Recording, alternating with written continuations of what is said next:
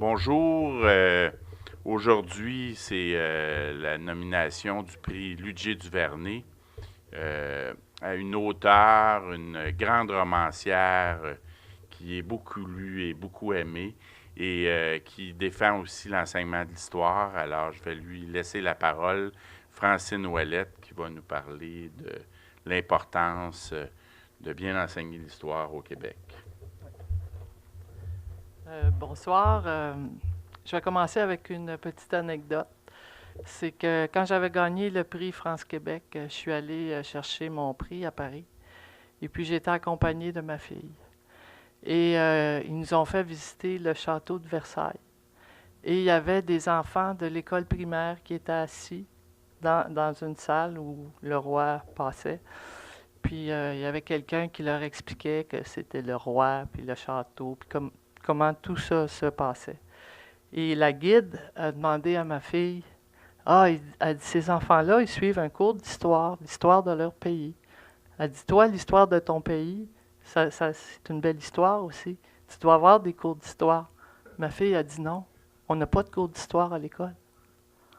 Alors, ça me fait réaliser que l'histoire, dans le fond, faut commencer à l'enseigner dès le jeune âge, dès la première année, parce que même si notre pays, il y a une courte histoire, est tellement vaste, est tellement riche, est tellement profonde que ça ne s'apprend pas en un an. Moi, un cours d'histoire que dans un an, tu passes des Amérindiens jusqu'au deuxième référendum, c'est trop à avaler. Même moi, quand je fais mes recherches pour la saga Feu, ça m'a demandé une dizaine d'années de recherche. Parce que c'est beaucoup de choses à assimiler, à comprendre. Parce que l'histoire, il faut la comprendre. Il ne faut pas l'apprendre par cœur. Il faut la comprendre, il faut la vivre.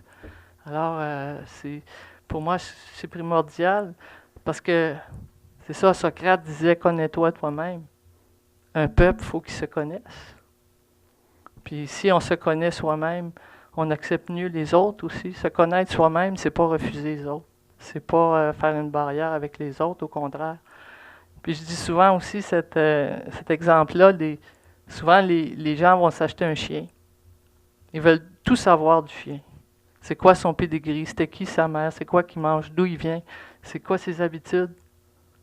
Mais ils savent même pas d'où ils viennent. Ils savent même pas leur histoire à eux autres. C'est pas mal plus important que celle d'un chien.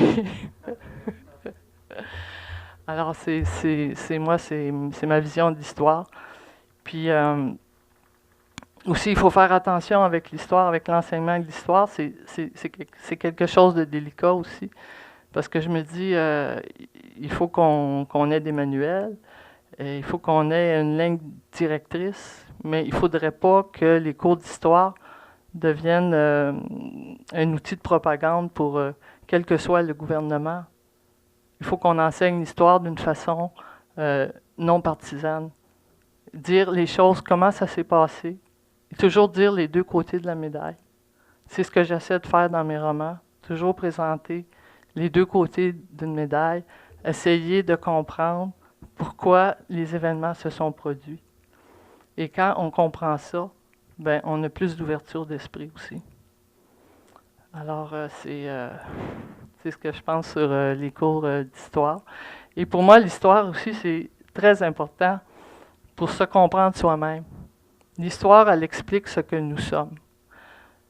J'ai donné une rencontre au parc Extension, à une bibliothèque, où il y avait des immigrants qui apprenaient la langue française. Et je leur lisais ce que Montcalm a écrit quand il est arrivé en Nouvelle-France pour la guerre de 7 ans. Aussitôt qu'il a débarqué à Québec, il a écrit dans son journal à propos des Canadiens. Les Canadiens parlent un très bon français. Mais comme ils sont habitués de voyager par eau plutôt que par terre, ils emploient beaucoup de termes de la marine. Et je leur expliquais, nous les Québécois, on dit encore souvent embarquer, débarquer, border, amarrer, aborder. C'est tout haler, c'est tous des termes de la marine. Et puis, j'ai dit, on a même inventé un mot, débarque. Le mot débarque n'existe pas dans le dictionnaire. Mais nous autres, on sait ce que ça veut dire de prendre une débarque. On peut prendre une débarque en affaires, en amour. On embarque dans un projet, on débarque d'un film. On emploie ce mot-là à toutes les sauces. Et puis là, il y a une Haïtienne qui est venue me voir. Puis elle dit, Madame, je viens de comprendre pourquoi les Québécois vous disaient tout ça, embarquer, débarquer, embarquer, débarquer.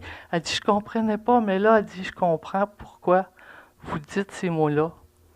Ben c'est ça. L'histoire, ça explique ce qu'on est devenu. Et ça va expliquer ce qu'on va être demain aussi. Ça aide à se comprendre soi-même. Alors, c'est à peu près tout.